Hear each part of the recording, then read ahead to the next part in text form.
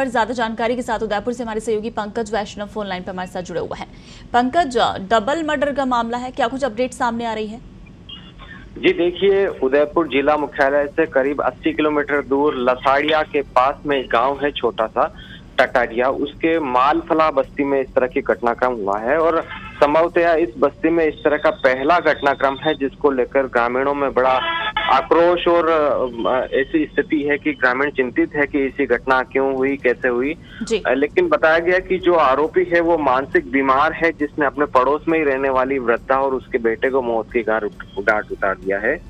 और इस मामले को लेकर पुलिस प्रशासन ने पूरी मुस्तैदी से आरोपी को हिरासत में लेते हुए ग्रामीणों में जो शांति बहाली की कोशिश की है और फिलहाल स्थिति सारी नियंत्रण है, किसी तरह की कोई अशांति की संभावना नहीं बन रही है। जी अच्छा, फिलहाल आरोपी को हिरासत में ले लिया है और मानसिक बीमार बताया जा रहा है, किसी तरह का कोई मेडिकल उसका कराया जाएगा?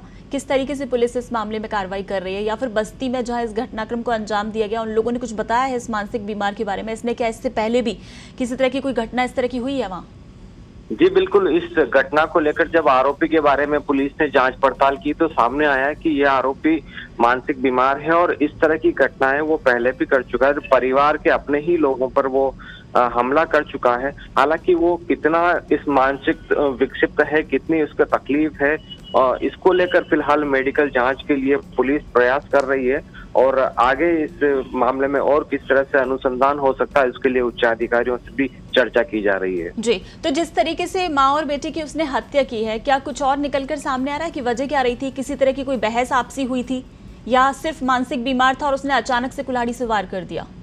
जी, घटनाक्रम सुबह 6 बजे का है। उस समय वृद्धा उठी नहीं थी और उसका जो पुत्र है वो अपने मवेशियों का काम कर रहा था, तो उनको तो बिल्कुल आभास ही नहीं था कि इस तरह की कोई घटना होने की स्थिति में है।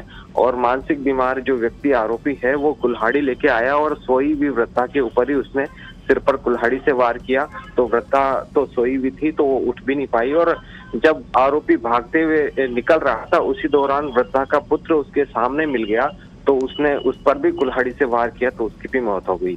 चलिए, बिल्कुल पंकज, इस तमाम जानकारी के लिए शुक्रिया।